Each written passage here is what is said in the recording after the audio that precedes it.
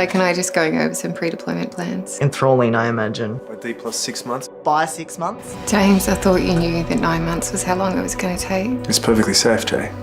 This was going to be our time together and things were finally going to be normal. This is normal for me. Don't speak to me like one of your recruits. Then stop acting like one. I'll be back before you know. How are them? I know. I just hate this part. I know all you've ever wanted was a quiet life with me, but I don't know if I can give that to you. I love you, mean it. Love you, mean it.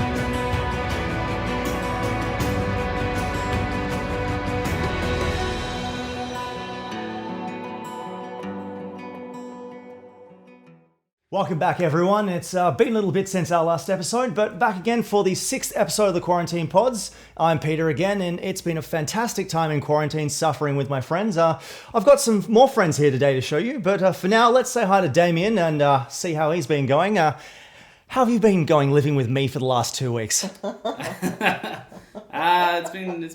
been. I'll write a diary. Say no more. Yeah. Fantastic. Yeah. And we have a very special guest here tonight, Leigh. Hello. This is Leigh Smith. How are you, everybody? I'm feeling pretty good. I'm sure Damien's feeling well in some capacity, as much as he can while putting up with me, apparently, for the last how many weeks. Yes, I've heard the stories, Pete. I know. And we're here today to celebrate this. Yes. First of all, congratulations. Thank you. Now, for everyone else, we're congratulating Leigh on the film Sacrifice. It is an amazing film. It's made into festivals. It's currently on Amazon, and he's gone through the entire process from writing, helping out very intimately with the directing process with a fantastic other young lady, wonderful actors on set, brilliant performances, and we're going to find out tonight how it's done. Yes, and hopefully get other people inspired to do the same thing, Damien, right? Let's hope so.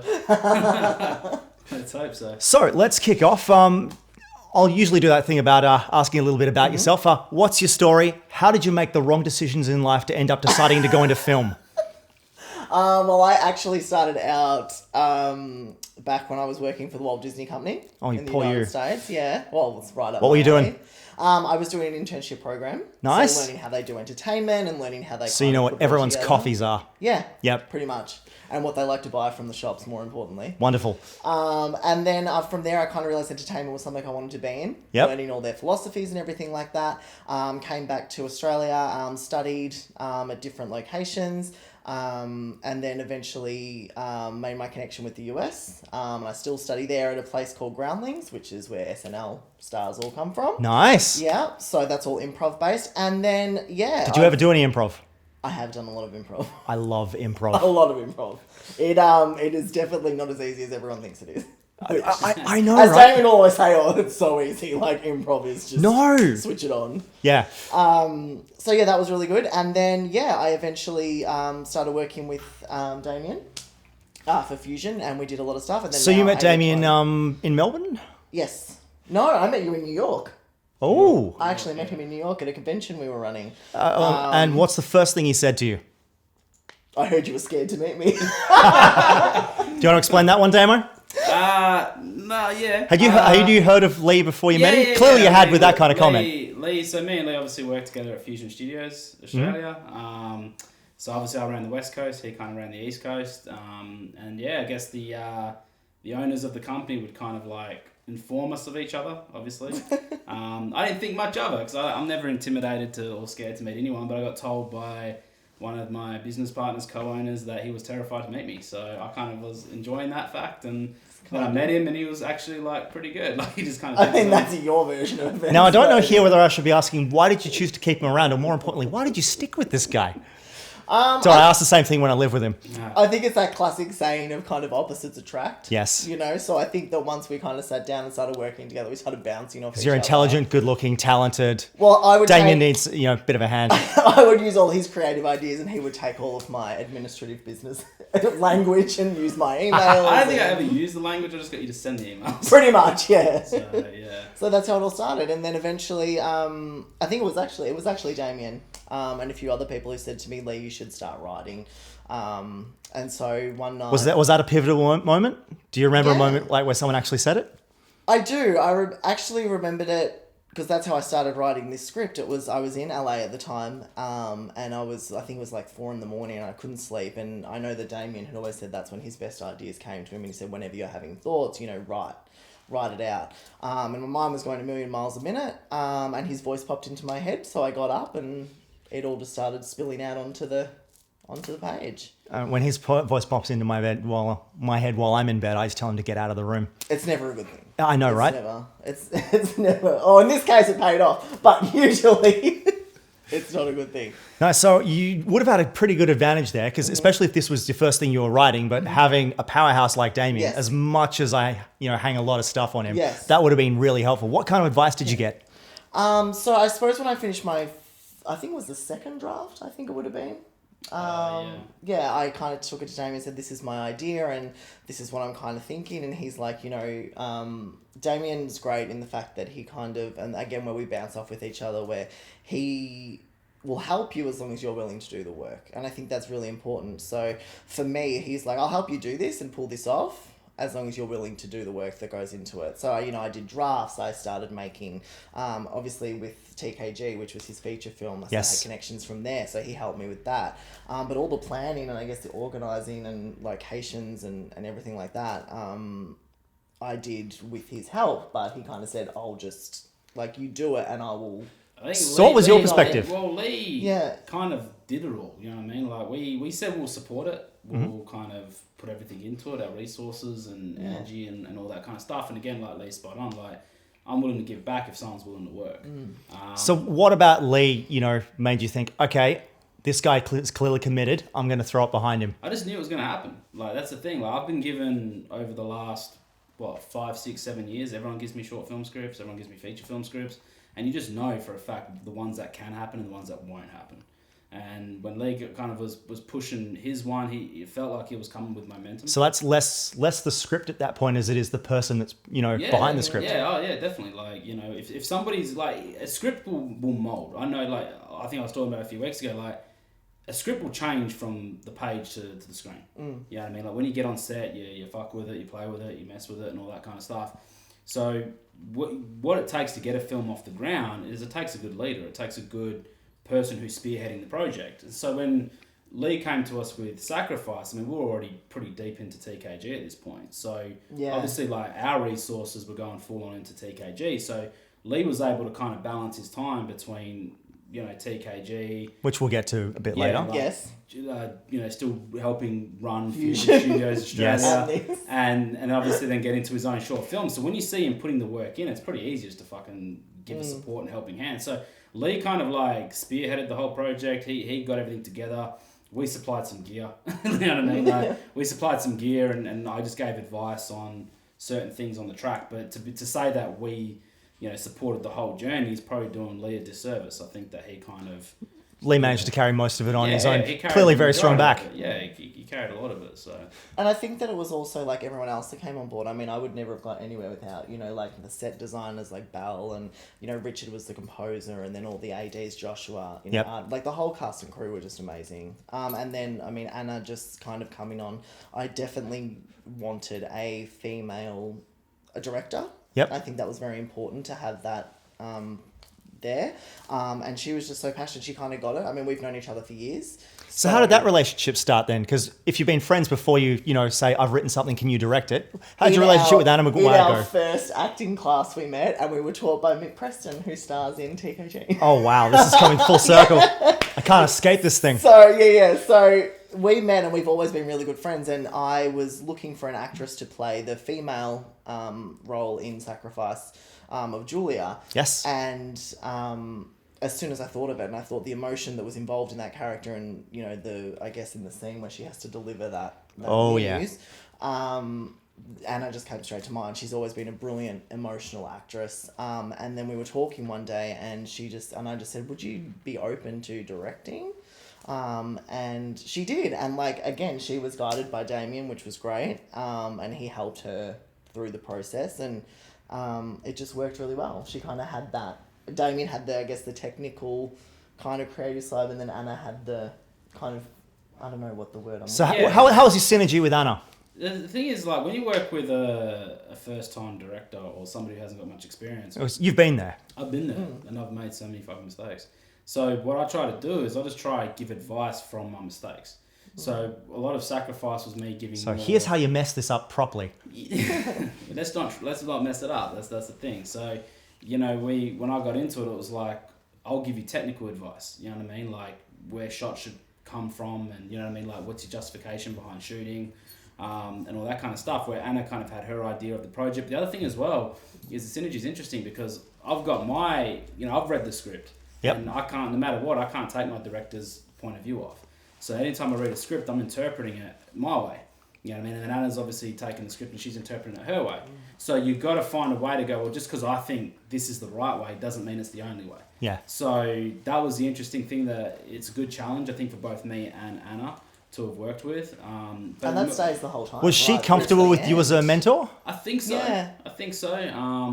Like I said, there's going to be, but every set's different. Like there's always going to be high tension on set. There's always going to be certain things that are happening. Only when I'm there. But yeah, I mean, Anna was great. Like she was learning on the job, in my honest opinion. Like she's learning on the job, and you know what I mean. And obviously, you look at what Sacrifice has become in terms for a short film. Oh yeah, it's a pretty good achievement. So, like I said, I noticed a few things that were happening that I was like, you're going to regret that decision.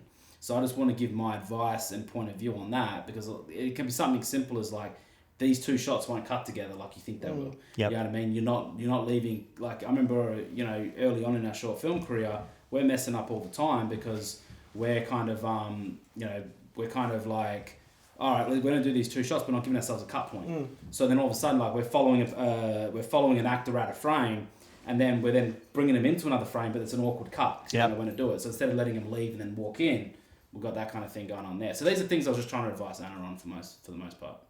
So you had no problem meeting people who are willing to work on the project, which is great. Where did the project actually get its fruition? What's the idea that came to you? You said, I need to write this. Because it's a very powerful story. Yeah, it was in a very, for lack of a better word, weird time. There was a lot going on. As I said, I was overseas at the time, so there was kind of like, it was just one of those nights where kind of everything was kind of conflicting between what was going on and where I was at the current time. And I had always, the funny thing was, the first day on set, Anna had actually reminded me that I'd always wanted to do a story like this. And I think that I was looking for, you know, themes to do with LGBTQ, obviously. Yep. And then also the kind of forbidden nature. And then for some reason, military just kind of popped into my head. Well, military was pretty popular for a while there. Yeah. 'Cause, Lady Gaga was campaigning back then to repeal Don't Ask, Don't Tell, Yeah. which credit to her, she managed to pull off. Repeal, yeah. So that was part of it. But even here, you know, through my research, like Damien said to me, one of the early stages of the script was research, you know, that theme within the military. And in Australia, it was, you know, before 1992, it was if you made yourself known as being part of that community, that you were eradicated from the military. So your history, everything was gone. And that was kind of a huge thing. Do we know why? Like, I think because I know with America, it was simply that we don't want to know and we consider people a liability if they are. Was it a different nature here in Australia? Well, I think from my research, what I could realise and kind of articles that I read and people's testimonies to it was just that they just didn't want it within the culture. So it's just easier to eradicate it than... Just keep all the macho, high testosterone, the gizmo, and get rid of it. Acknowledge that real men, you know, can do anything. Exactly right. So that was a huge thing. And then it was just almost... I suppose from personal circumstances, and at that time... So did you have any personal military circumstances or involvement, or was that a source of research? No, it just came from reseach. That does not show in the script. It actually feels like it was a personal military story, so well done. Well, it's funny because people who have military relationships, a common actress that we know as well, she had said when she watched it, she's actually in a relationship with someone from the military, and she had said this is like our worst fear. Like this movie, like this short film is playing out the worst case scenario of what can happen. And then, sometimes, you know, the only thing harder than coming out is coming home. Exactly. Exactly. So it was huge. It was very emotional. That last scene, I'll never forget that day on set. I was like, I think it was 2 hours we were doing that last. And you left that for the last day on set. Yes. So the most powerful scene, you know, you left for the last day. Yeah. Like, that must have really brought the entire shoot home. It was, I'll never forget it. It would ever. have been nice to have a third shoot day. Yeah. If I'm being honest, Yeah. man. Like, one of my biggest, obviously being open and honest, like one of my biggest criticisms was with the shoot schedule because I felt like there was so many like emotional scenes. It's, I think, for a short film, it's a 16-minute film, and you think 12 of those 16 minutes are pretty intense drama. You know what I mean? So it's kind of like, well, to try and shoot that in 2 days, people don't understand like the emotional toll that takes on the actors. You know what I mean? So that was one of my biggest things going in. It would have been nice to have that extra bit of time, but obviously circumstances change. Circumstances happen. You know what I mean? Your availabilities and how long you can do certain things for change. So yeah, that last scene was wild. Like, it was crazy.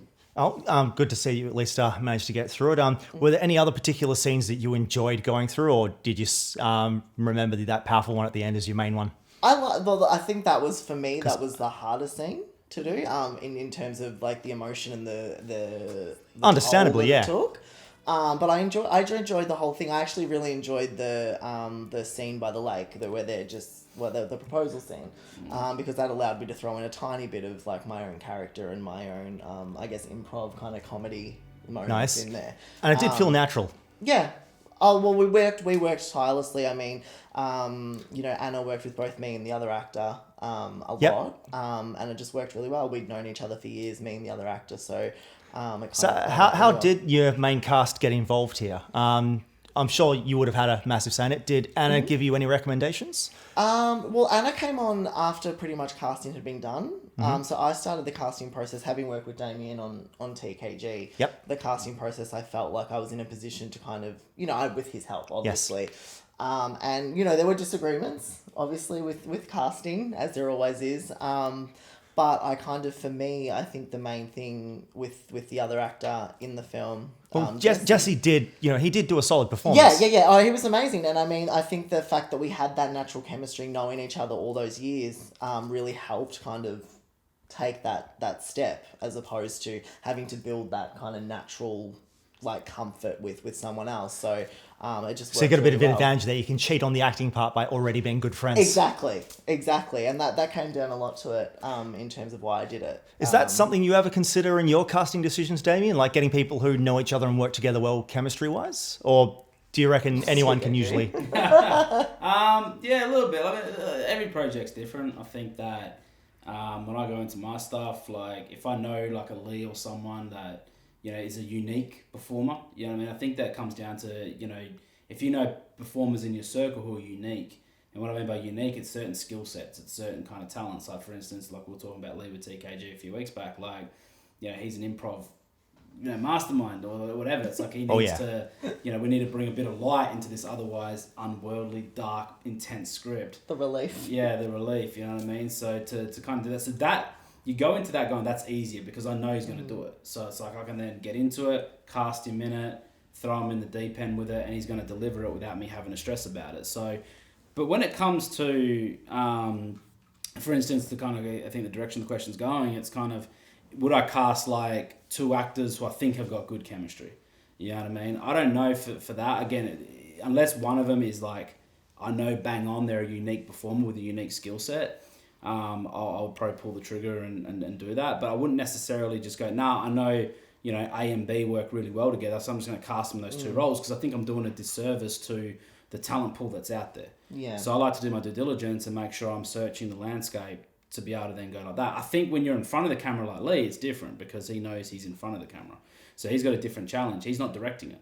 So you got to remember, like, Leigh was producing it, he wrote it, he was, the lead actor in it, but he wasn't directing it. So when I'm the director, I'm like, well, no, I believe I can turn in the actor and make him a good performance, right? Just using, the skill sets I've developed in my arsenal. When you're in front of the camera, I guess Leigh's more worried about chemistry because he's the one that has to perform with them. Whereas if I was directing in charge of casting, I could then turn around. And I'll be honest, like, I'll be really open. Like, when it came to Sacrifice, I wanted to see what was out there. You know what I mean? Like, I'm not going to lie and be like, yeah, that's the cast I wanted from the bat. Nah, not really. I was like, I know these people. But I already know them. You know what I mean? So I want to see who else is out there. I want to go out there to the talent pool. And again, that's not to discredit what Jesse did or Anna did or whoever did. Like, it's like we know these people, we've worked with these people, but who else is out there? You know what I mean? Did I feel that for instance, someone like a Jesse, who again did a good performance, I didn't know if he was the right military look for Sacrifice. But then Leigh's coming across going, well, I've got to work it. He's the one who's going to be in it. And because it's such a tight turnaround, what people got to understand is when you're trying to film a film on 3 weeks' notice, he doesn't have 6 months to build chemistry with another actor. So Leigh's thinking like linear, like he's thinking that way. And of course, I'm thinking the other way. But I kind of backtracked a bit because I thought, well, I'm not the one directing it. So if I was directing it, I'd put my foot down and say, no, let me see who else is out there and trust me to give the performance, which I think Leigh would. Yeah. But when it came to that, I was like, well, no, I'm actually taking a backseat as a producer here. I'm not going to be, I'm not going to be on set directing performance. So I've got to let the chemistry overtake our ability to go and see what else is out there. Yeah. And I think it's just everyone's viewpoint's been different. I mean, that was good, and then from an audience perspective, everyone said it worked really well, the chemistry. So good to hear. It was kind of like it was a risk, but it paid off. Is your audience so far particularly niche within the LGBT community, or have you had a wider appeal? No, I've recently, as well as like the reviews that we've been getting on like Amazon and like the articles and stuff like that, they've all been from different backgrounds. That's awesome, I've man. had, military people reach out. I've had just people from small communities that would, previously in the past wouldn't be accepting of that kind of thing. They've all kind of commented and emails and stuff you still get every now and then from someone who's watched it and just said it's a different thing. And I've seen reviews. I'm like, this is crazy. Yeah. You know what I mean? Because you don't expect it. You know what I mean? Because it's kind of like to know. Because again, in my genre is obviously very fiction driven. Yes. But I think with Sacrifice, there's a lot of realism to it. Yeah. You know what I mean? This is everyday shit. Like, it's not every day people go murder and massacre people. That's my shit. You know what I mean? So when you look at Sacrifice, that's got like a very true kind of, feels like a true story. Like you said it yourself, it felt like truth, right? And so, I personally didn't think much of it going into the production. When I say think much of it, I think it would affect people. Because it's like, well, this is just a film. It's a work of fiction. And then to see the reviews that have come on Amazon and shit like that, it's like, it's pretty cool. Nice. And people's reactions just like at screenings that we've been to, like crying, like, these big emotional reactions. It's kind of like, oh. People wear their heart on their sleeve. Yeah, like one girl, she put her head up. What did she say? Like, oh, thanks for making me cry. Like, I just wanted to enjoy tonight. We did a Q&A and like, we get up on a Q&A and it's like, what, anyone got a question? This chick goes, thanks for making me cry. That's not a question. Yeah, exactly. We're like, thanks for the question, dipshit. Yeah. Like, next. Nice. Oh, so you've now had the unique position in, within the same year, being directed by both Anna and Damien. How do you, play a director in particular going into as an actor? Is there different dynamics when you're working for Damien as opposed to working for Anna? Yeah, I think obviously Damien is, like from their different perspectives. I think with Sacrifice, Anna and me both shared the same vision in terms of, how we saw certain things. So like she would always come from that, whereas Damien is very, he knows what he wants. Oh, he's a brilliant technical director. Exactly. Yeah. And he knows how to get it out of people, which I found was different, but that he would, Anna would go at it probably more holistically in terms of like, whereas Damien's like, no, you've also got to think of the technical stuff as well and your character. So it was, and the funny thing was, it's pretty much we were doing it at the same time. So we were doing TKG. That's why I'm asking, They like literally overlapped. Like as soon as TKG wrapped, it was straight on to which comes back Sacrifice. Which comes back to what you were saying before about directing, right? Yeah. Because you got to worry about the technical side. And I remember early in my career, and this is one thing I was trying to help Anna with, like early in my career, I'm like, well, these are the mistakes I was making because I was either thinking technical or I was thinking the other side. And I think, you know what I mean? So you have to mix both. And if you don't mix both, that's when you get into trouble in the editing room. So, I mean, it's a difference between, different things and different relationships as well. I mean, me and Damien are very open with each other and we speak to each other very differently than others would on set. Yeah. But it works really well. And I think, as I said, for me, Sacrifice was was the whole team. Like, I could not have done it without everyone getting involved and having everyone kind of come together and just kind of read the script and be like, we're in. And it's kind of my first thing I've ever written. To have people just kind of jump on board straight away, that was the huge, overarching thing for me. And then, we pulled it off eventually. Yeah. So that's fantastic run. 2 days whirlwind shoot with plenty of emotion, quite literally. How was the post cycle after that? Well, the post for me was very different. I think that's where I kind of took on a different frame of mind in terms of the technical side was handled by the director and our fabulous editor Aqua, who just worked amazingly around the clock, and also Richard, Another and, TKG alumni. yeah, Richard and Sean and Antoinette. They did all the sound and everything. Beautiful. Yeah.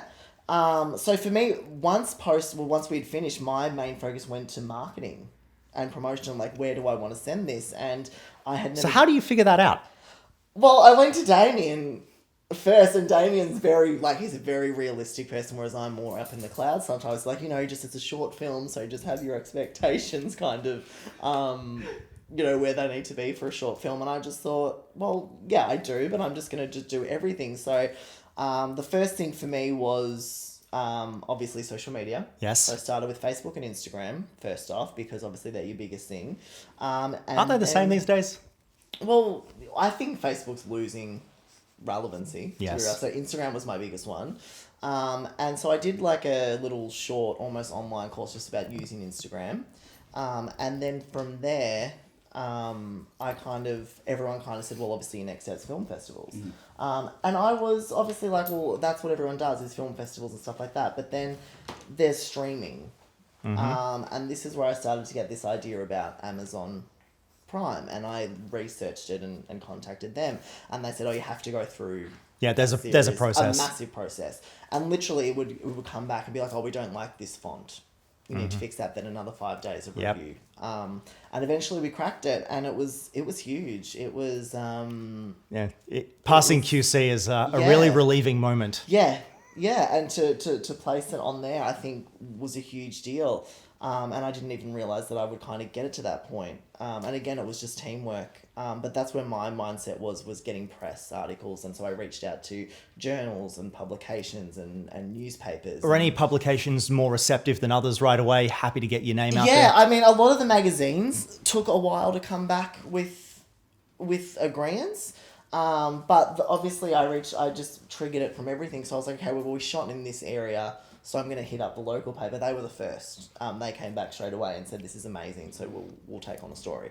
Good on them. And then, yeah, it was great. And then with Amazon, I think their biggest thing was, as long as it's going to kind of do well, and then obviously the quality was their main thing. Yeah. And so putting that all on there, and eventually when they sent that email saying it's been published, it was great. And then we started off with I think it was 50 minutes, because they do their streaming by minutes per night. So it was 50 minutes a night. So that's 3 views. And then now we're up to, I think, I just did a thing the other day. It was, I think March in 2019 was 2,600. That's a lot of people stuck at home. Yes. And now this year it was up to 26,900. So fantastic. Yeah, it was great. It was great for everyone involved, 88-1 as well, to give them that exposure. We do what we can. On the platform. Yeah, exactly. So that's where my thing went, and then screenings. And if I had my time again, I think what I've learned the most from this is you've got to know the product. I mean, even though it's a short film, it's still, at the end of the day, well, to me anyway, it's still the product. And I think that had I had known the feel of it, I probably wouldn't have gone so hard down the festival route. I mean, it did well with the festivals, but I think... But you can sometimes let it linger a bit too long there, yeah. I think that streaming is where it's at. We've got 9 different channels that it's on now, and they all kind of... How do you pick a streaming service? Well, so Amazon obviously was the biggest one, the hurdle to get over. And then there's actually a company that I discovered through my research called Film Hub. Okay. And basically you upload everything as you would to Amazon. It goes through the same quality checks, and then different streaming channels can approach them. And so they'll handle the distribution from there. Handy. So they did it. And they do that all online. So we've got Watch Fearless, which is a unique one. Obod TV, Reverie, and they're just all different locations. I look forward to hearing about some of these. Yeah, and they're all over the world. So, what do you think about streaming versus going straight for festivals these days, Damon? We touched on it in a previous episode. Yeah, everyone knows I'm not a festival fan. And the reason I'm not a festival fan, it's not so much the festivals. I think they're cool, but I think people spend too much time and effort on making sure that their film goes to festivals. Which I agree. They do a 2-year fucking tour. Yeah. They just spend 2 years marketing a 15-minute film, and then they do nothing. So my biggest thing is, because I'm a big advocate that shorts are a stepping stone to the rest of your career. So you don't want to spend 2 years on one step. You know what I mean? I think the more content you're creating and the more shit you're pushing, is going to advance and propel your career a lot quicker. So that's my biggest thing with festivals. Like, but I think in the modern day, it's probably a bit easier now. You know what I mean? With Film Freeway and shit, that you can just literally submit to 10 at a time or something. But it's also a lot of finance that you're putting into it as well. You know That can be pretty costly. Extremely costly in finance. A lot of these festivals. So you want to fees, yeah. So and I'm thinking like that. You can spend like $1,000 or $1,500 on all these festivals, or you can go out there and put another $1,500 into a short film, and then you make your second short film. So I think streaming wins out as well, because I think streaming's going to get more viewers. It gets more people watching the content. Watch Sacrifice. That if Sacrifice just did like a 2-year festival run, and like they said, it went to multiple festivals, which is good, and then they came with their own positive, like that came with its own positive kind of thing as well. But more people get to watch it on Amazon or one of these other channels, right? They get to view it, where not everybody, like, again, film festivals are great for filmmakers. Film festivals are things where filmmakers pat each other on the back. Yeah. Unless you're Cannes, Tribeca, you know what I mean? Yep. Fucking Sundance and shit like that. A lot of these, like, New Jersey Film Festival or whatever it is, right? It's filmmakers patting filmmakers on the back, which is fine.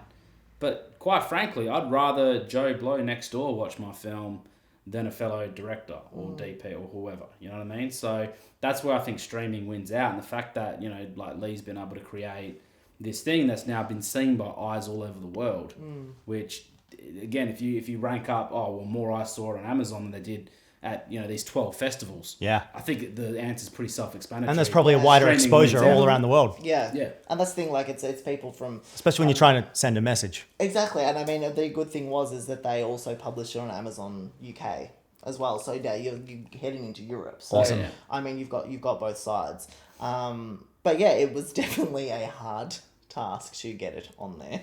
Many late nights of like just tweaking little things. What was your first thought when you got the clearance?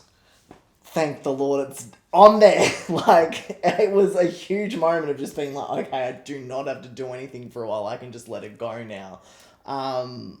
And I remember, like, again, it was a huge team effort. Like, again, the editor, Akwan, did a trailer. Like, he was incredible. Anna helped him with that as well. And it was a huge thing. It was kind of... and it's weird now to see... I mean, if you search Sacrifice on Amazon now, it's the first result that comes up. Yes. And then... But learning about how learning how a streaming service like that does things. I mean, like, you're learning about CERs, which is, like, the customer engagement rankings, and how it all kind of, like... Do they go 60 seconds into it, or do they stay for the whole thing? Exactly, and learning all that philosophy behind it and seeing, audience engagement behind it. And, I mean, hugely enough, the biggest response that we've had for the film in general has been the United States, which is awesome, because obviously there's a lot going on over there. Thank you, Yanks. Yes, that's it. But even like Asia, it cracked into, and Europe as well, Eastern Europe. Nice. One of the channels that picked it up it's called Obod TV. They're based in, I think, Czechoslovakia. Nice. So it's just weird to think that people have seen this out of the myriad of content that's available and chosen to kind of watch that, especially on something like Amazon. I mean, there's so much stuff on there. Dave and I have a few favourites on Amazon we've gone through every now and then. So, and to think that people are actually watching it and you're sitting there going, I made that. It. Yeah, exactly. It's crazy. So, and I just kind of through hard work and... Not bad for a Disney intern. That's it, exactly. And then also still trying to work full time at the same time. Plus doing all this marketing and press stuff. I think what it needs to be is it needs to show a platform of someone that goes out there, makes the content, but spends time making it the best it can be. Yeah. Because I notice what happens a lot, and Leigh was talking about marketing before, and I think, Leigh can respond to it, but I think one of the things you probably learned is, like, it's all good to promote, but you got to make sure the product's the best it can be. You know what I mean? I think if the main focus, if you're a filmmaker and the main focus isn't making the product as the best it could be, and you're more worried about Instagram, and you're more worried about your social media. And I've seen productions do it here in Melbourne, like, where it's like they're do an Instagram press run before they even fucking finish their whatever it is, short, web series, whatever it is. So I'm sitting there going like, And if the hype you- doesn't matter if what your final product is and abysmal. what happens is they market the shit out of their product. They don't put enough effort and time into the actual product. So it can't get on an Amazon. It can't get on a streaming service because it doesn't pass QC. Yeah. So it's not good enough. So Direct it's to like, YouTube. Yeah, direct to YouTube. Yeah. Or Vimeo or whatever. Yeah. Like, you know what I mean? So Oh, that's right. Was it like you can pay $1 or something? some of them, just have to put up for free because who the fuck will pay $1? But like, you know what I mean? Like, yeah, my biggest thing is make the product as good as it can be. And if you're someone like Leigh, who, again, he'll respond to this, but if you put the effort in and you don't give up on it, you'll get it to where it needs to be. Too many people go, it's too hard. Fuck, some people give up at the script stage. You know what I mean? Yeah. 'Cause it's just too fucking hard. Yeah. You know what I mean? I think that, making any product, whether it is a short film, web series, feature film or mini series TV, it doesn't matter, man. Like, it takes effort. The difference between a short and a feature at the end of the day, like in terms of actually making the production, is the long form. You're doing a feature over a longer period of time. You're shooting over a long period of time. Post takes longer, pre takes longer. But the essence of how you go about it is still the same. Make it the best it can be. Make it the best possible product it can be. And if you're fucking worrying about your fucking Instagram in pre-production, something's wrong. Yeah. You know what I mean? Because you're going to pay for it in post. Yeah. And we had discussed that as well. And, being on previous projects that had done that, I don't think I even set up the Instagram until it was pretty much like in the final stages of cutting the film, because Smart move. yeah, so I made sure. And then obviously like the thing that I kind of thought from a business perspective was with the Instagram is let's start from the beginning. So start with behind the scenes stuff first, then the official poster. And like for me, it was all strategic in terms, like even dropping the poster, I made sure it was on the anniversary that, the legal right for gay marriage in Australia was Free publicity. dropped. So exactly. So it was all very much timed and done. And again, it was from the efforts of the graphic designer who made the poster and the artwork and things like that. She was amazing. And she had that deadline and she knew it and she had it ready. So it was, for me, it was a huge learning experience, the whole thing from start to finish. But what I'm proud of is, I guess, with the marketing side of it, is that I kind of figured that out just on my own. And I kind of like bounced off people and stuff like that. But at the end of the day, it was just a lot of research and a lot of work and pushing and pushing and pushing. And yeah, it's just gone phenomenally well. So I'm pretty pumped and excited about it. Phenomenal is definitely the right word for it. So you finished your short. It's made it to Amazon Yes. Prime. Incredibly well accomplished. What's the next step from here? Is it Sacrifice? Yes, it's many things at the moment. So we are actually developing the story into a feature. That's great. So you've heard it here first, I guess. I haven't really released that, so you've heard Right it here on first. 88 to 1, the Quarantine Pods. That's it, yeah. So that came from I guess reviews and people wanting to, like, people just loving the characters and the story and wanting to know the full. Yeah. So is it a fleshing out of the story? Or? Yes, yeah. So it'll still follow the same, I guess, the flow of the short film, but it's going to show you the complete I story. think it's just very fleshed out. You know what I Yeah, mean? Like, yeah. There's definitely plenty to flesh out there. Yeah. Yeah, I think Flesh optional. The new obviously characters. Leigh's writing, so you know what I mean. Like, I guess I shouldn't jump in and do too much story stuff, but yeah, I think from what I've read of it, like, it still kind of keeps the essence of the short. Nice. Yeah. But it Which goes is again. important. A good short will leave so much room to maneuver. You know what I mean? And there is, and even in the feature script that obviously we're working on and Leigh's writing, like even you read the script and you're like, shit, there's still so much shit to explore. Exactly. You know what I mean? Like, It's still 100 pages and it's like, Yeah, fuck, it's a there's different still layer. And then it Yeah. becomes finding the right things to explore because you realize that 90 to 120 minutes isn't that long. Exactly, and it's amazing how quick you can like go into that time limit, and it's great. I mean, I think me and Damien always joke that, in terms of like if we had alter egos in terms of networks, I would be the CW and he would be HBO. Like the gritty kind of dark. Yeah, he does make me feel like season 8 of Game of Thrones all the time. Meets like your Gossip Girl kind of lovey. You just kind bring of. up season 8 of Game of Thrones. Yeah. That shit's horrible, man. So I live with you. Yeah. but we bounce off each other really well, and I think that works. Yeah, it's an interesting amazingly balance because well. I guess, like, for me personally, like, obviously I just write my own stuff. So to be able to work Yeah. with someone else on their stuff, it's trying to, like, respect their vision, but also not, like, obviously want to make improvements and give my notes. Yeah. But Yeah, there's times where he's very CW. Yeah, You know but what I I think mean? at the same time it works well because he's very Yeah. like when it comes to the dramatic or the action, like the fight scenes. Oh, like yeah, the yeah, military yeah. side, like that's where Damien will step in. But when it comes to the romance and stuff, that's where Yeah, I I'm would not. I'm He not keeps very- me away from scripting. I'm usually Yeah. more like live leak. But it's working really well and it's exciting. I mean, I've started, and I think, again, my biggest thing with doing this feature as well with the short is putting my own flair on it. Like a lot of short filmmakers wouldn't go for things like Amazon or something because they see the requirements and they freak out. Whereas, I had the support to be able to push through. Like, there was something I didn't understand. I could go to Damien and be like, what are they asking for? And he's like, oh, they want this. What does HD mean? Well, yeah. High distinction, right? But, like, I was blessed to have that because... Huge. like dimensions of photos. This is how picky they were. Like a photo had to be a certain dimension, and if it was anything less, they would reject it. Yeah. But with the feature again, I want to put my own kind of flair. So I've been doing, especially with the state of the world at the moment, chemistry reads, and it's amazing what you can gain by doing chemistry reads or just reads with other actors, how they can fuel and change the script as well. I mean, that's. Well, I'm a it's huge amazing. advocate in the way I worked. I think I might have spoken about this already on one of the other apps, but like actors change your film. Yeah. They just do. Like, Yeah. as soon as you cast, that's why the casting process, I think we did an episode on the casting process, but it's so freaking important because they change your movie. And that's why, like, when you see audition tapes or you start to do chemistry reads, then you as the writer and the creator start to get motivated to make changes.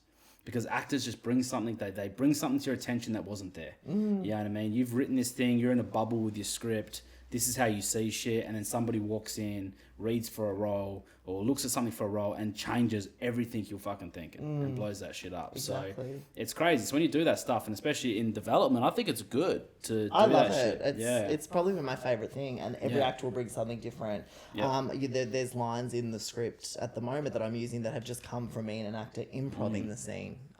Or So how just does your exploring improv it. background, do you feel, improve or benefit the way you do your scripts? Do you find yourself improving your way through and then tidying up, or? I will always write lines, and then, especially when it comes to me playing the character, I will, as both of you know from TKG, I will spin it or I will change it because as improvisers, we're always told to keep it fresh and new. And when it comes to a heavily scripted film, that can get a little bit awkward because that has to stay. Only for But- the editing team. It could Yes, get a little but, frustrating. Yeah, Some some would say frustrating. But I think for me, like when I'm working with actors or like when I've been doing these virtual chemistry reads for the feature, it's just been great to let them do their own thing, and then I will bounce off that and go accordingly. You take that back, stick it in the next issue of the draft, you know. Exactly, and there's one line which I won't give away, but there's one line in my head at the moment that I'm thinking of where that just came from another actor, and it's amazing. I think that the one of the most what's the word I'm looking for? Thankful things that I have is that people are reading this script, actors are reading it and throwing themselves in head first. I mean, especially with the lead Blake. I mean, these are actors that have watched the short and then they've read the script and they love it. Like, and for no one to kind of come back like, oh, it's not my thing. Kind of. It's. Do you think it's easy for an actor to audition and script, go over the script for when you can send them a short that's completely done and quality enough to go on Amazon? You say, see that? We're doing that, but longer. Yeah, and I think that's helped. I mean, get some actors, who have profiles and stuff involved because they see I think that. so. I think another thing that is probably underrated here is because you are early stages of your writing career. Yeah. Right? And I think what happens is when you're like an first time writer or you're writing shit, you're so kind of critical of your own stuff that you forget other people are going to be interested in it. Yeah. And so when people do take an interest in it and people do show an interest and all that, you're almost taken aback a little bit. And that's one thing I remember early in my career when I put out a short film script that I'm kind of reading it going, I don't know if this is any good. You know what I mean? And then people are like buying into it and they want to get involved with it. You get used to that feeling, but it's still the same. Every now and then you just got to stop and think. And I think that it's such a surreal fucking feeling when you start hearing your words on screen. And that's what you would have had that with the short. Yeah. Like you start hearing Yeah. your dialogue being said Yeah. out loud by someone else. You know what Yeah. I mean? And then when you're getting the reviews and shit, that's pretty good. But I think that also comes with being in early stages of your writing career and probably underestimating your own script. Yeah. That it can have an impact and people can want to get involved. And I think the biggest thing for me that I've learned from this is, you've got to understand the story. I mean, as I said to, everyone kind of just said to me, the only way to move forward with the short is like you go to film festivals. That's what goes on with short films. I'm like, okay, well, I'll have a look into that. But then this whole other world opened up. Welcome to the internet. Exactly, but this whole other world kind of opened up in terms of streaming. And I was kind of like, well, for me or for the audience that I'm going to reach, streaming is more viable because film festivals want those really edgy, really gritty subject matter films. Whereas Sacrifice is very, I guess, Hollywood, for lack of a better word. It's very much a love story. It's very, the music's very, and it's not to say that when audiences at the screenings and the film festivals haven't liked it, but it's getting them to that point where it's actually in a festival in itself. But whereas Amazon and I think you're reaching everyday. When you start reaching an audience that isn't in the film industry, there's a certain level of validation that comes with. Yeah, because your peers, as good as your peers are, you're not making content for them. No. You know what I mean? So when you could put your shit out, and Joe blows what, like I said earlier, you know what I mean? And you're getting these reviews from Amazon. These aren't from artists. No. These are from everyday people that viewers watched it and got affected by it and wanted to fucking say something about it. You know what I mean? I think with Sacrifice as well, like I always thought there was a massive roof on a short film, and Sacrifice probably the first short film I've seen that's probably surpassed the roof I thought was on shorts.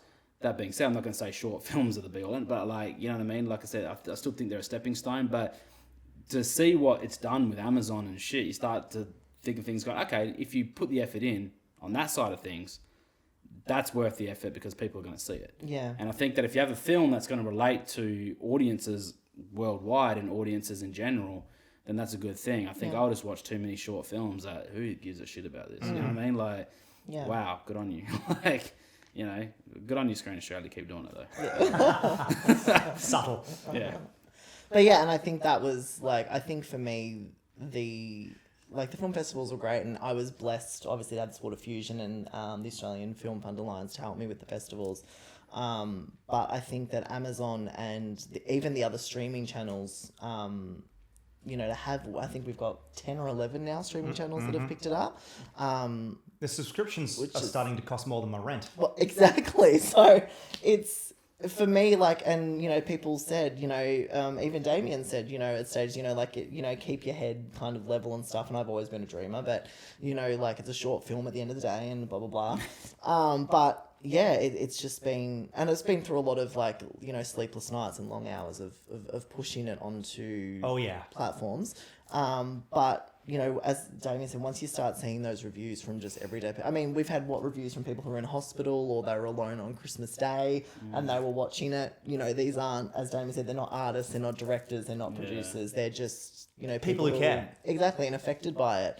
I think the weirdest thing is, even emails that you get just from viewers or Facebook messages more so, just saying how much they love the characters and they love the chemistry and everything. It's incredible. It's something I could never have imagined.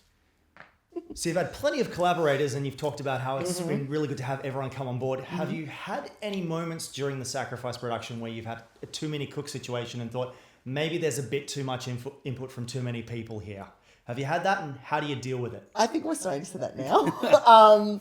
I think, I mean, for me, it's like the difference between a short and a feature. And I guess with TKG, which we'll talk about in a minute, I think seeing a feature in action is it's a huge difference to a short. And even because I've been involved with the producing of TKG and marketing and stuff like that, even the way you market or approach people is very different, especially the genres even. I mean, you've got Sacrifice with drama, romance, and TKG, which is a thriller, horror. Like, the way you market them or approach people is hugely different. But definitely when people kind of get in and get involved, I mean, it's great that everyone wants to be involved. And, I mean, Sacrifice, for example, we've got people from all over the world that are wanting to help and be involved. So it's amazing. Great. But, that's going to come with a couple of caveats. Because everyone has their own expertise. So yeah, I think as well with the short, and I'm just going off memory. Like, I think Leigh kind of created the script. I think he spoke to one or two others about it first. Yeah. And then you kind of got into it, and then I got given the script on the second draft, so I'm going to give my input, of course. Yeah. And then obviously once we brought in Anna as the director, you know what I mean, and she's going to have her input. So I'm going to have my input as the producer.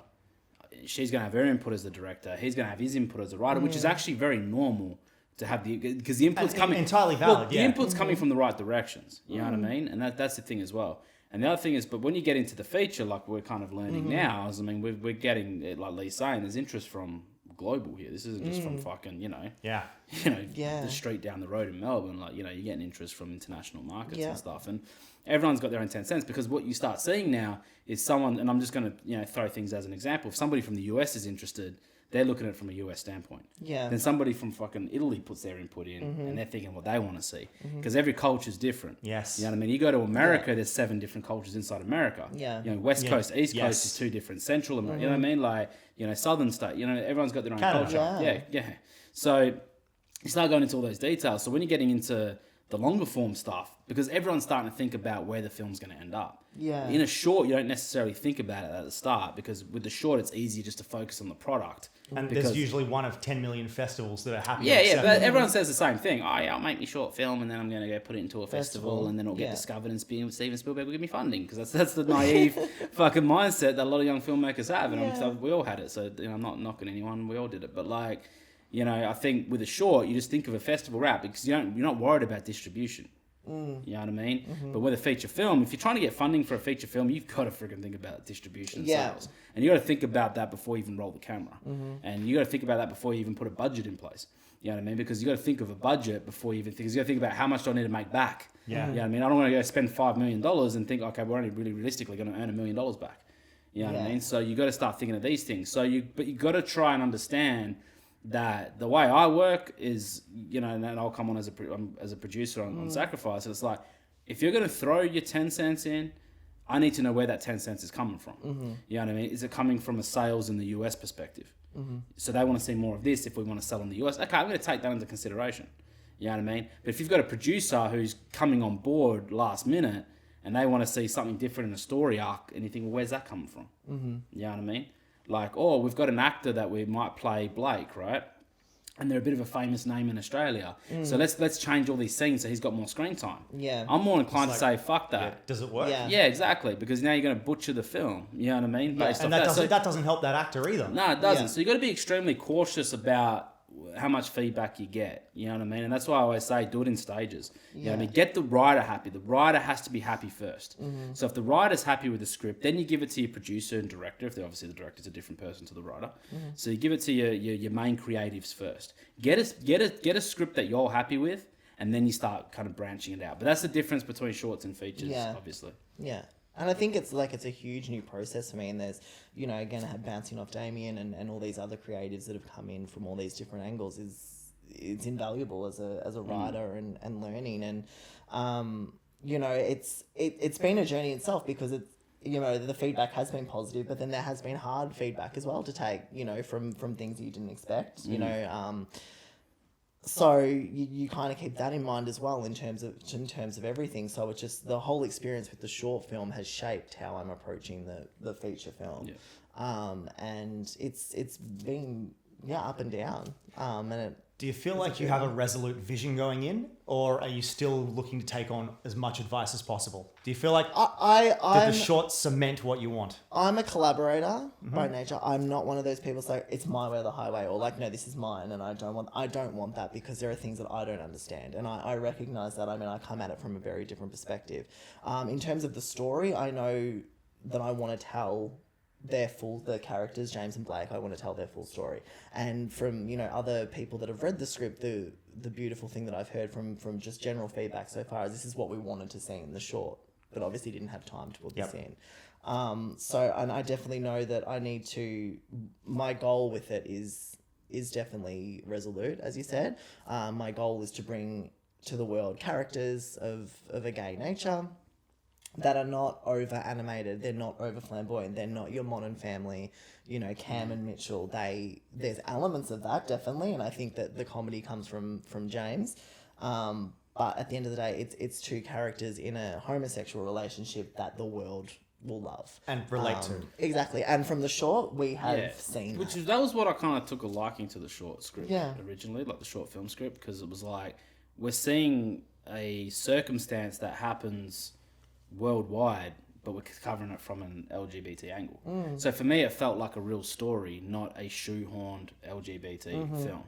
And not to sound harsh or out of turn by it, but that you do have a lot of that content that's shoehorned, in my opinion, and that's going across. Well, traditionally, like the military, Yeah. I guess, storyline of that is it's two soldiers in the military. And I think that with Sacrifice, what we had, or what I created different was that, yes, one was from the military, but the other character or the lover was not in that world. And Left home. that was it, And then having to deal with a partner that's away, which, happens a lot. And normally you see that stereotype with the military wife, but it's a very different dynamic You know the what way I mean? that the gay wife having to community is stay represented in home, the military. pick up the pieces at home, and that's what I liked about the original angle, Yeah. because you're telling a real story. Yeah. You know what I mean? And that it makes it relatable, even if you're not, you know what I mean? Like in the LGBT community. Yeah.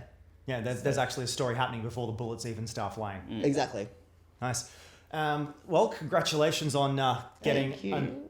the progress toward another feature. I mean, this is amazing.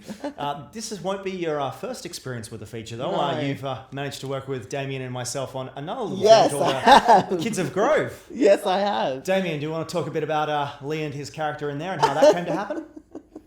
Yeah, sure. Obviously, as we kind of went through a few weeks back, obviously we got into TKG. I was writing this very dark, violent thriller. Very dark. Very dark and violent thriller. And Leigh was the first person I spoke to about the script. Could have been lighter, but you got George to shoot it. Yeah, true. I remember talking to Leigh about the script, I think the day after I came up with the concept in my head. So I kind of did like a verbal pitch to him, I think. We're in a taxi. Yeah, we were. we're In Tasmania. In Tasmania, in a taxi. Don't ask what we're doing. Yeah. So there's this grove. Yeah. And these children. Yeah. So I did a verbal pitch, and Leigh was like, that sounds really good, and blah, blah, blah. So when you have a bit of a back and forth, and you talk to somebody aloud about it. So, if you're a creative or a writer and you've got an idea in your head and you just start verbalizing that idea to someone, if they give you a bit of bounce back, it kind of inspires you. So then you get on your bike and you start writing and you're doing your thing. So from there, I kind of remember writing this draft in 9 days. And so I kind of thought to myself as I was writing it, because obviously I was putting all the characters in place and who's going to do what. And then I thought I kind of need, as I was getting through the script, it was kind of like, this shit's dark. You know what I mean? Like it's and I noticed that in a lot of my shorts. Like a lot of my shorts, there wasn't too many like comedic moments. If you look at like my kind of darker shorts, you know what I mean? Like the thrillers and shit, it lacked any kind of comedic timing or any kind of comedic relief, I should say. Yes. And so when we kind of got into that, so I was kind of like, look, you can get away with that in a 15-minute film. Can I get away with that at a time which I thought would be a 90-minute film? Turns out to be a 2-hour film. I thought it was only going to be 90 Well, especially minutes. since comedic moments help lighten up and ease the pacing. Help build dread toward the next big thing, create juxtapositions. And the thing is, if you can get your audience to relax with comedy, then you can fuck them up when you make them cry. Yes. You know what I mean? Like if they'll laugh, they'll cry. Yeah. You know what I mean? So you kind of that's where I was kind of coming from. But I don't like writing comedy. I just don't. You know what I mean? So I was kind of like, look, I'm going to plant this character in here called Nathan, and I knew my good mate over here will play it. You know what I mean? So I kind of knew that going in. It wasn't until I think I got into the script that I told him that there'd be a character for him. I think when I pitched it, I didn't really say there'd be anything for him. Yeah. I kind of waited to see how things were going to play out first before I make any false promises. But as I was kind of getting into the script, I wrote a few lines for him that were inside jokes between me and him. You know what I mean? So I wrote, like, most of the comedy lines I wrote were inside jokes. Yeah. But I kind of, when I gave him the script, I said, look, you do you with your character. Yeah. Like, I didn't specify anything with that character. I kind of gave Leigh free reign over it and said, I don't care how you play him. Which was amazing. And I remember saying, I don't care if you play him straight. I don't care if you play him gay. I don't care how you play him. Like, he's your character. Do whatever the hell you want with. Because that's what happens when you have a trust. Because, and that's what we were talking about before in casting. Like, if I cast someone I know, but I know they've got a unique talent. I know they've got a unique... Like, if I threw anyone else I knew in my circle and I threw them into that Nathan character, it would have fell flat. Because the script wasn't good... the Nathan script wasn't good enough to be funny. Yeah. You know what I mean? You needed the personality. You needed the quirks to make that character work, right? So when I gave the script to Leigh, I said, you do you with it. You know what I mean? So there'll be moments where he'd stick to script. There'll be moments he'd go off script. And I kind of just let him be. It's like, you don't fuck with that. You know a what licensed I mean? improv. Yeah, they call it. it's a licensed improv, and it's a, I gave him his license. So we kind of went through it that way. So that was kind of going into it. And then obviously Leigh was also the casting associate on it. So I made sure he was already cast, before coming on board as the casting associate. So he didn't cast himself. So I just thought I'd specify that. Yeah. There was no You're casting safe. brief from Nathan. Like, he didn't cast himself. I do know people that have done that in the past. He I didn't do choose that. me. Yeah, they put themselves at the top of the pile. But that was kind of my experience with it, and I really enjoyed it because it does, to know that you've got the comedic shit in there without having to write it is kind of cool. But again, this is what I was saying earlier about actors make your film, and they'll change your film. You know what I mean? Because I think when Leigh does a bit of improv, or he starts, fucking with a scene and doing his thing, like even just little small ad-lib like that, if you watch the full film, there's little lines of him that have just come off the quip. You know what I mean? That you're not really... Oh, yeah. It's not center of attention. It's literally just right here, like in the corner. You know what I mean? So when you know that's happening, and you're getting a response on set, that's the other thing. Like, we're getting laughs on set, you know what I mean? And I think there was one or two occasions where I don't laugh. I cracked up, you know what I mean? Yeah. Like, the TKG was a miserable set, but like, great people, good fun. Yeah. But the tone of the film was so fucking miserable. Yeah. You know what I mean? Obviously, when you're shooting, it's pretty quiet and pretty dim. But so there was some good reactions there. So you knew it was working. So that allows you to just go, nah, he's got that covered. I don't have to come in and over-direct him or, give him too much. There was one or two occasions where I needed him to fix a scene. So I'd be like, we need a bit of ad-lib here, or we need a bit of something. And I felt, at the time, we had a couple of actors on TKG that ad-libbing wasn't their strength. So I'd have to go to Leigh and say, look, take him to the side. You know what I mean? And start doing some improv exercises, obviously with his Groundlings background. It was really handy to have that because Leigh obviously coaches improv as well. So to kind of go, okay, I need you to take some of my cast, coach him on improv, and then do some, like, at least a bit of ad-libbing and set him up. Yeah. And do that as well. So it was good across the board working with Leigh on TKG, because not only is he responsible for his character Nathan, he gave me invaluable feedback and invaluable assistance with casting to be that second set of eyes to kind of give me, let me know if I'm off track or whatever, you know what I mean? And then to obviously get on set, and obviously he's an associate producer on it too, so he's doing that too, but then being on set and being able to kind of take charge of a scene when I needed him to. We need a light moment here, Leigh, go fuck with it. You know what I mean? I'm going to go set this up over here, but you go fuck with that. So that was my experience with TKG with Leigh. And I feel like for me it was a huge responsibility. I mean, at first I was kind of like, oh, okay, like, I've got this character and like, you don't have to do anything, you don't have to audition for it. It's like he's written for you.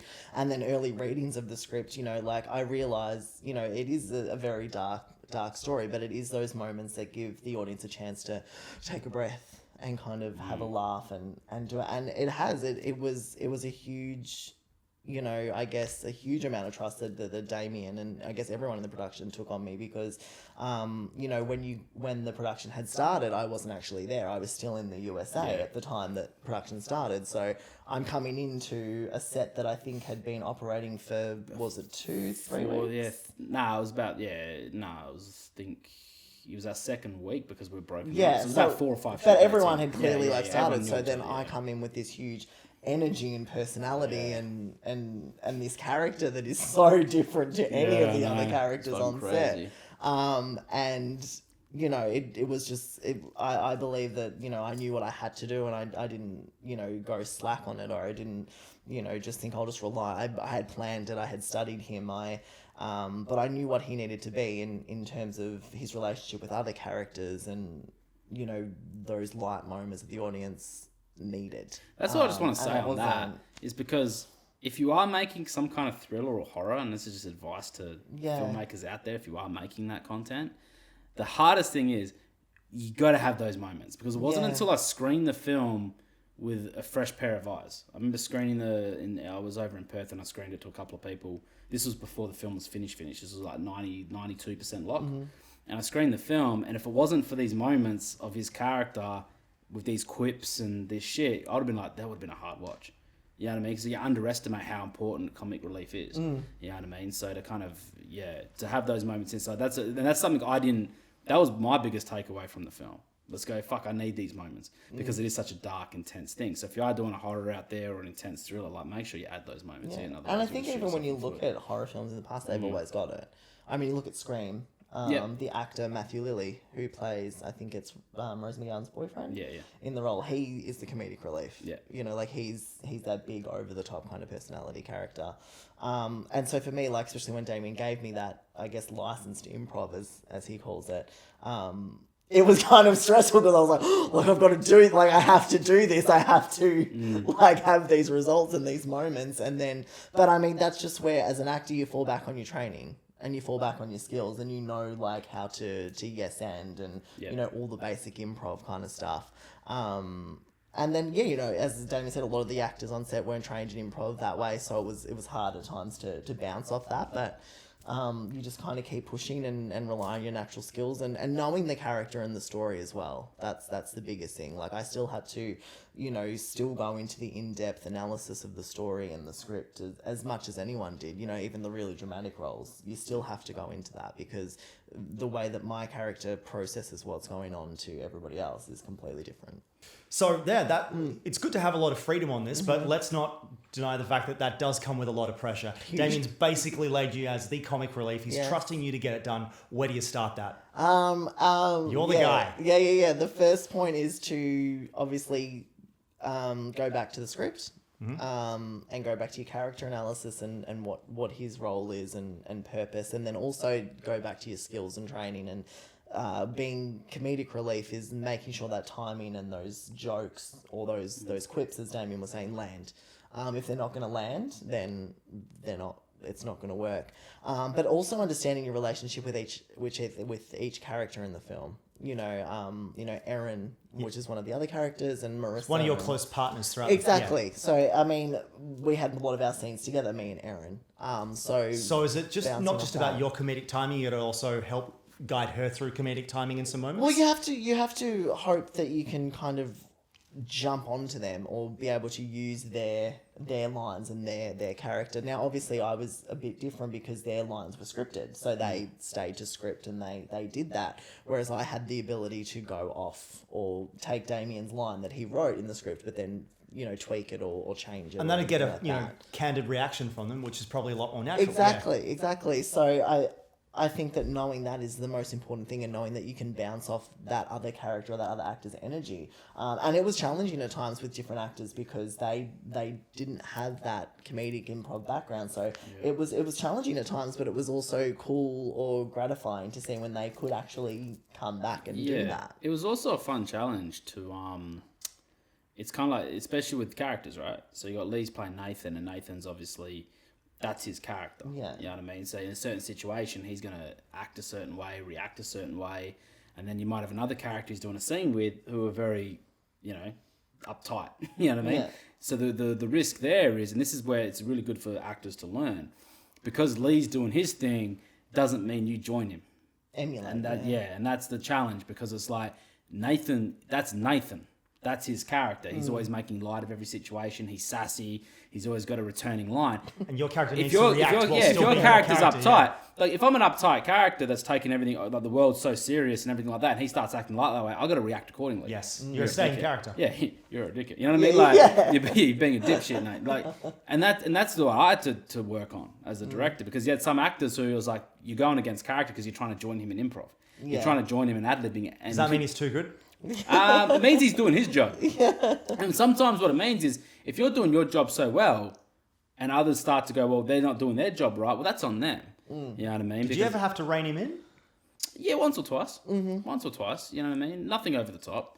But there's certain moments where it's like, you got to rein him in if it's like, I like what you're doing, but it's not suiting to that moment. You know what I mean? Or it's making too, like, because I'm planning something here. You know what I mean? Yeah. It's like he might not realize that I'm planning of where I'm cutting from to where I'm cutting to and things like that. So you rein him in, but that was challenging as well. Another challenge is going from that to that other side. Like, because Nathan did have his obviously serious side. Like, he was very much protective. You've got some very emotional scenes where some serious stuff happens. Yeah. It was very protective of Laura. And, well, he's a crazy character because it's like, it's like, I made a joke, so we had an inside joke, right? Might as well just say what the inside joke is, right? It's about Pearl Harbor, the movie Pearl Harbor, right?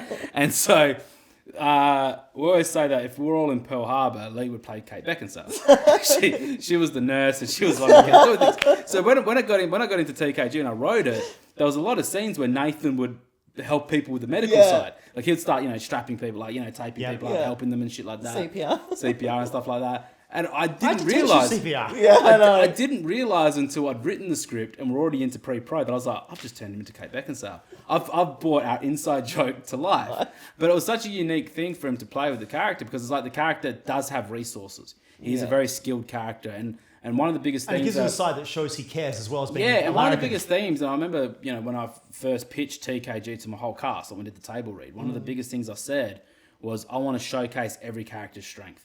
I want to make sure that there's no weak characters, because strength's not just muscle. Strength's not who's the strongest, who can lift the most, who can carry also the will. most. It's everything. It's will, it's intelligence, it's everything. So characters might have their strength being their intelligence, but they might be weak or scared in certain situations. Yeah. Some characters might just want to showcase their bravado and put their chest out and fight, but they might be fucking stupid. You know what I mean? So it was one way. I was saying, I want to showcase We know you every didn't have that character's 'cause you didn't strength. cast yourself. No, I didn't. That's a funny joke. I'm going to write that one down and then replay it later. Thanks, bro. But one of the things I wanted to do. So with Nathan, it was like, and the thing is I always want to make my films have replay value, right? So when you rewatch TKG and you do watch his character, it's like he shows strength so many times that you don't even notice it in the first watch, because he's always there. He's like the first point of call. He's the first responder of the office. You know what I mean? But then at the same time, he's a sassy queen. You know what I mean? Like he's this, sass queen, and he's like when the before the shit hits the fan and the TKG invade, he's just like fucking making a joke of everything. You know what I mean? Well, I remember the biggest conflict he had in his character arc at that point was a stapler. Yeah, it was his missing stapler. And then he goes and having to fucking then fix everyone's wounds and shit. So these are things that it's Like, like... I'll staple him up if you found it. But this goes with responsibility for character, because he understands that's his character. So when we came up with Nathan and we kind of went through shit like, and I think we spoke about it, it's like, well, yeah, he's the first one to get the first aid kit and knows what he's doing. Because he's a pretty intelligent character that's like, well, he would have done his courses. You know what I mean? He would have taken his work seriously. Every office does have to have a safety It's officer. like he takes his work seriously, but his personality might beg to differ. You know what I mean? And that's why like he's a perfect example of a character. You don't judge a book by its cover. Yeah. You know what I mean? And it's like, well, he probably is one of the most efficient workers in the office, but he just wants to fuck around with his Louis Vuitton and his fucking, you know what I mean? His coffee and shit like that, and then sass everyone in the office when he gets a chance. You know what I mean? So that was one of the things we wanted to portray, and that's what was going down with. When he's doing his thing, it's like, great, it's all in character. But when you have other actors that are like, well, because we're working opposite him now, we're going to try and at least follow suit. And I've got to be like, no, you stay in your lane. Because, you know what I mean? Like, if I worked with a Nathan, like me as Damien worked with a Nathan, which I do, you know what I mean? But if I worked with a Nathan, I'd be like, every now and then, it's like, yeah, that's funny, I'm going to laugh along. But if I'm in a bad mood and he starts sassing me, well, he's going to get slapped. You know what I mean? So it's like you still want to react accordingly. You know what I mean? I think that was the biggest challenge with Leigh on TKG, was because he was staying in his lane. But then there was people trying to cut into his lane. Yeah. And I was like, you're trying to cut into his lane, that's not your job. It's not your lane, yeah. That's not your role. And of course, he's just got to roll with it, whichever way we do. Yeah. So then that's on us to then go, okay, cut, redirect. Yeah. You know what I mean? Yeah, That's 'cause when sometimes you can't tone that down because you're doing perfect. Yeah. And sometimes, and then also sometimes it's the energy the other cast bring. You know what I Yeah. mean? Like if you threw Leigh in with, I'm not blowing smoke up his ass because he's here, but like, you know what I mean? If you put Leigh in with other people that high energy and things like that, you'll see a performance jump in him. Because I do think it's important the people you work with. If you're bouncing off another actor, what they gives you is important. You know what I mean? And sometimes you put him in a scene with some pot plants. You know what I mean? Like, he's not going to be able to give his best work. You know what I mean? So that were the challenges. So, and he would try. You know what I mean? Like Leigh would try. You know what I mean? So it's like, those are the times you might have to rein him in. And I might have to rein him in purely because I don't think the other actor's giving enough energy. So I'm like, well, I think you're doing good, because they've given you better response when they're So off you have camera. a disparity of energy. Well, it could be like this. And this is what the trickiest thing with filmmaking is, if we're doing a scene right now and we shoot my shot and I'm pretty low energy and whatever, and Leigh's behind camera doing his thing, then we flip the camera to Leigh, and then now I'm giving him more energy, so then he's getting bigger. But then I've got to remember as the director, I'm like, well, no, because when we shot this guy's shot, he gave fuck all. So Leigh's now, it's not going to cut well, because even though in the moment it looks good, and this is what can fool you so many times as a filmmaker, this is what fools you, the traps you fall into. Because it's like, I fall into this trap of going, well, it looks good in that moment, but what was his coverage? You know what I mean? Did he give me the same thing? And we had actors on TKG that maybe it was nerves, maybe it was something, but I felt like their energy was sometimes more off camera than on camera. And so it's like, that fools the other actor. Do you find that's across the board for most actors? Not necessarily. Nah, I don't. Like, I think it's circumstantial. I think it's scene to scene. Sometimes just on a night you're exhausted. You know what I mean? So maybe you're doing your shot last. So your energy's just decreasing as the night goes on. So by the time the camera's on you, you're just naturally lacking the energy, or you've done it so many times you feel stale. So that's every actor's job to prepare themselves accordingly, and then work with the director on how to get the best out of yourself. And I think once you learn how to get the best out of yourself, you'll see that come along better. But that's the things as well, because when you got one actor who's got a license to improv, and the other ones are like, I want you to stay in your lane. You know what I mean? They're the challenge, and it's a challenge for me. It's a challenge for Leigh, and it's a challenge for the other actor. Did you ever have the other actors feeling like that you were getting you were giving them mixed messages there? No, I don't think so. Because at the end of the day, I turn around, and the way I dealt with most of those scenes was pull Leigh aside, and I'll say, "This is what I need from the scene. You go nuts, go do your thing." So then he might feed one of the other actors a line. So he might give them the ad-lib line to say. He might say, "This is unscripted, but I want you to say this, or I want you to do this." And then he's got 7 responses to that one line that he can pull out at any time. And then we can play with that and see which one works. So I don't think it was mixed messages. It was almost like you go with him. He's gonna tell you what's going on. Yeah. Because I trust him. I don't trust you, but I trust him. You know what I mean? So he's going to do that. So if it was mixed messages, then that's on them, because I wasn't telling him one thing, Leigh was telling him another. I was telling Leigh what I wanted, and then he, in those moments, would take them and deliver the message. But I think that was one of the best things about TKG, is it let me play as my skills as an improviser and as an actor. So if Damien would pull me aside and say, I need this, then I would be like, okay, well, I'm going into this as an improviser. So I would be looking for what we call an improv yes and. So I'm going to say something, and I'm looking for someone that's going to give me the response that I can jump onto that will let me do it. And it was great. I mean, the cast was so diverse and so different from their all different backgrounds. I would grab a moment from each actor, like at different points. But you knew, as Damien said, and that was the good thing about TKG, is it allowed me to go into it as an actor, but also as an improviser. And there would be times where the improviser would need to come out more than the actor. But then there were times, like in the more serious moments, where it would be like, well, now you're enacting. You're not improvising this. This is doing this. But it was good in terms of being in that improvisation mode, that I could look to all the different actors and I would grab a different response from each of them. So it was awesome. It was good, because let me play everything. Well, it's fantastic to see that you managed to basically be a bastion of comedy, serenity, and a bit of a smile in an otherwise slightly more disconcerting thriller. Dark world, Damien's darkness. Nice. Yeah, no, it was great. And the whole time this is going on, you're also working with Damien at Fusion. Now, I also want to touch on the fact that it is important, if you're working in the film industry, to get as much exposure as possible. And I know you did a lot of, I know some people say administration, but it's still very important, gives you an understanding of stuff. Just want to talk a bit about your relationship there, how that has helped you learn as an actor and stuff. Did that give you any particular benefits? Yeah, I think it was, especially in terms of like the producing side of things. I mean, the skills that I had from working in corporate backgrounds such as Fusion, and planning events within the Fusion Company brand definitely helped with the film. And as an actor, I think that there are so many actors out there that don't have that business background, and they don't know how to because being an actor, you are your own business. Exactly. You're literally your brand. Exactly. And I think that it's important for actors to have a business background, like a corporate background has prepared me for so much of the producing side when it comes to things, and communicating with, media, or communicating with, distributors and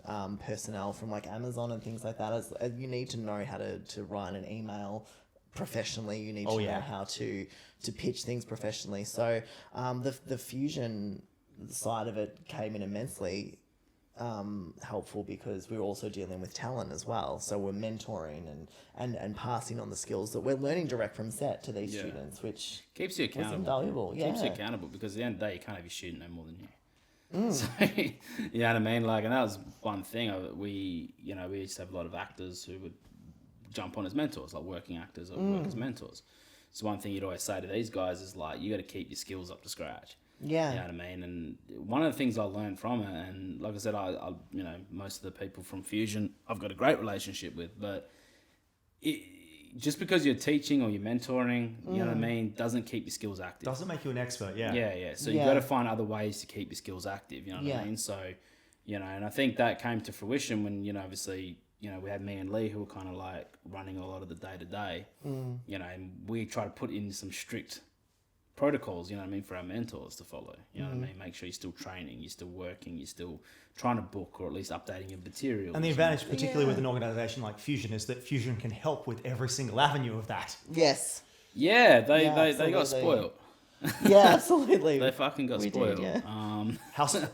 Tell me about being spoilt by Fusion. Oh, I think... Particularly when you're building up yourself as a brand. Well, I think for me, as a, from an operational perspective, I would always make sure that, the mentors had access to, showreel scenes or photo headshots, headshot updates. Yes.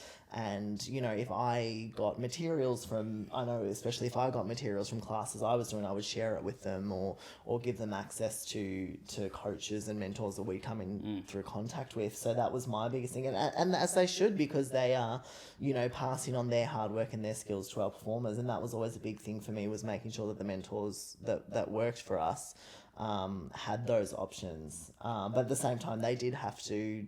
we did like to see them progress and do what we could to see that because I think at the end of the day, you want everyone to progress. Exactly. And I think that... But your mentors, especially in that case, more so. Well, because at the end definitely. And I think more so as well, Fusion Studios, for those that don't know, the company was built on helping performers establish a career in the entertainment industry. So...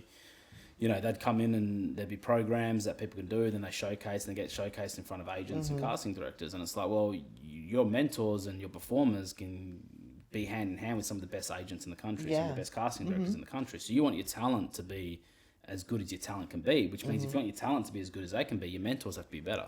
Yeah. In order to share what they've learned. And you can't share if you haven't done anything. You Yeah. know what I mean? So... that was one of the cool things, and obviously with me and Leigh, we got to run the day to day. It's trying to find ways to implement that. Leigh's very good at motivating people a little bit, like sharing things with people, pushing people, and things like that, which can go underappreciated, I think. Oh no, motivation is a very key thing, especially if you're able to impart that on others. Yeah, that was always my kind of angle, I guess. Yeah, I was a bit different. I was like, fuck them. You're the reality. We'd be sitting there and Leigh's like, we should be doing this. I was like, nah, fuck them. But that's why it takes two to tango. It takes two to, you have good people around you, the yin and the yang. Yeah. And I think that's what made, our, kind of with Fusion, obviously with the guys who started the shop, you know what I mean? It made it work because you had so many different points of view, but in different ways and different techniques. You know what I mean? Like Leigh's very nurturing. You know what I mean? I'm tough love. You know what I mean? So it's kind of like a mother-father relationship. So Leigh will give you a nice little cuddle while you, beat him down. Yeah, Leigh will tend to their wounds after I beat the shit out of them. Yeah, but I think that it teaches you a lot as a performer and as a from a business side. It's just that you realize how important the business side is. And with Sacrifice, for example, I know it would never have got anywhere near the results that it's gotten if I didn't have that ability to promote and to communicate as I do. It just wouldn't have happened. But then it's where your producing comes in. You know Well, what I mean? exactly. Because it's like... even using something like IMDb, it's not easy. No. It's and people just throw in the towel and say, "No, we're not doing this." But I made him do TKG. Yeah, and I did TKG. Good practice. As well. Yeah. But just even communicating with and being able to grab someone from the media's attention. I mean, these are people that get requests to do news articles and stuff constantly, but being able to find the right things to supply them or show them, Yes, knowing how to be a step above everyone else. Exactly. And that's come hugely from my corporate background, as well as my time as a performer. So what's a useful tip from your corporate background that you'd say to any upcoming actor? What would be the key thing? I would say communication. You have to know how to communicate with people, and you have to know how to treat people as humans and individuals, as opposed to Damien didn't have to. Generic. No, I do digital before him. But communication and not just kind of stepping over people. I think with acting, it's such a competitive thing that a lot of people will So how do you compete with other actors for the roles without stepping over them? Well, my way of doing it is just bringing myself to a role. as opposed and I don't think about anybody else. I kind of just know that if I'm right for it, I'm right Fair for approach. it, or if like I am that character. There's no point trying to cut anyone down or try to step over anyone. I It think just- one it doesn't thing work. I noticed with Leigh, because obviously, you know, whenever I've done a self-tape for him or whatever like that, Leigh's got that ability to kind of just leave it in the room. Like, you know what I mean? Leave it, prep the tape, do the tape, walk away, is what it is. You know what I mean? I think a lot of actors get attached to every audition they get. Yeah. They get attached to every role they get submitted for, to the point where that's the be, like, it comes the be-all, end-all. And the be-all, end-all is such an interesting mentality because... That can really wreck you when you know, statistically I think you your don't career get it. should be your be-all, end-all. Doesn't mean every project's your be-all, end-all. Yeah. You know what I mean? Like, I think that... Because if you don't end up in the project, Well, it you was gotta- never part the- of your be-all end-all. This is when we talk about the business side, right? Yeah. Every business has like 5-year plans, right?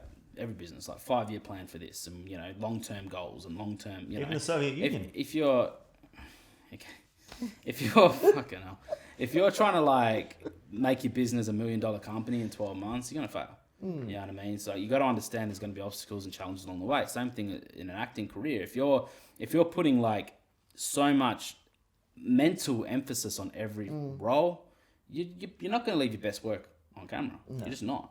You know what I mean? You're going to end up fucking it up. You know what I mean? So one thing that I guess is, and Leigh's one of those ones, because obviously working with Leigh through not just Sacrifice, TKG, but of course Be All End All Fusion, like we work with so many performers through Fusion.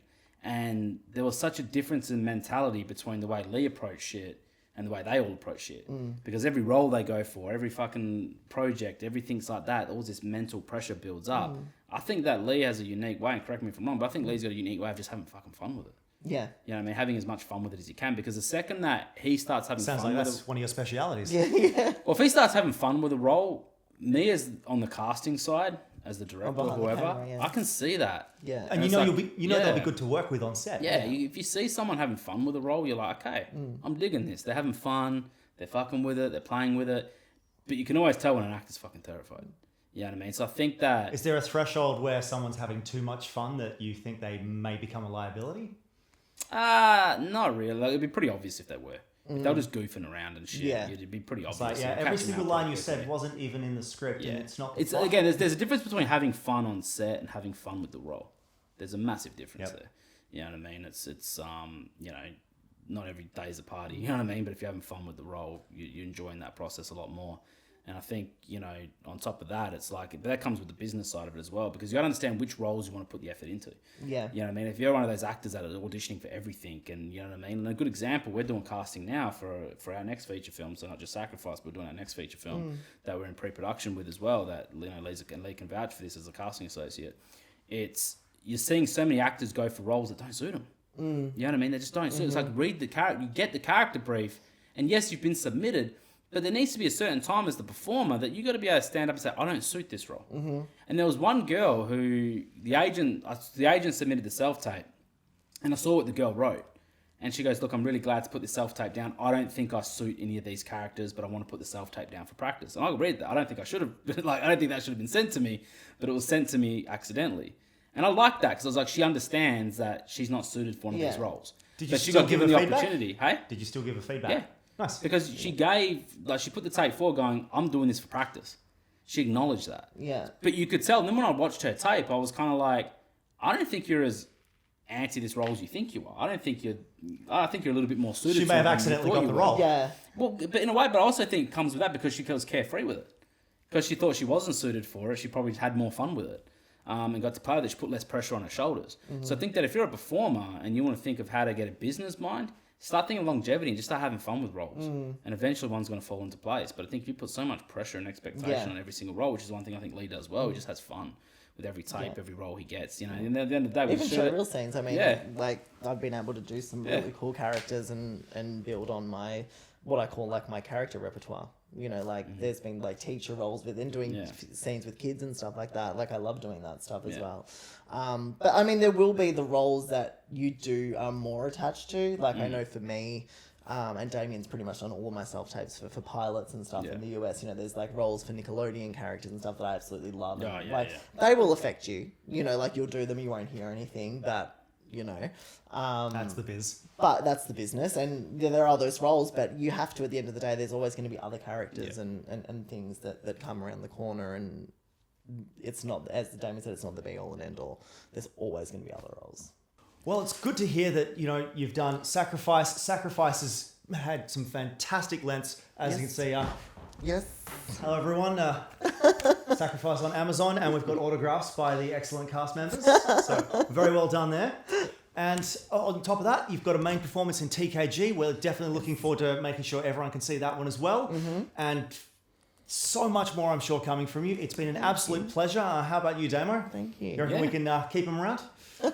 For the long term, sure. Yeah, for the long term, sure. Yeah, I think he's all right. No worries. No, thanks for having me. It's been fun. No, thank you very much, Leigh. Thank you, you. Damien. Thank you to everyone who's been watching the Quarantine Pod so far. You guys are the reason we're doing this. We're glad that you guys are learning stuff. Once again, Quarantine at 88to1 Productions. We are listening, and we hope to continue answering and giving you more of the stuff that you really want to know about the industry. I've been Peter with Leigh Smith and Damien Giulietta. And yeah, thanks very much, guys. Have a wonderful evening. Thank you. Thanks, guys. Peace out.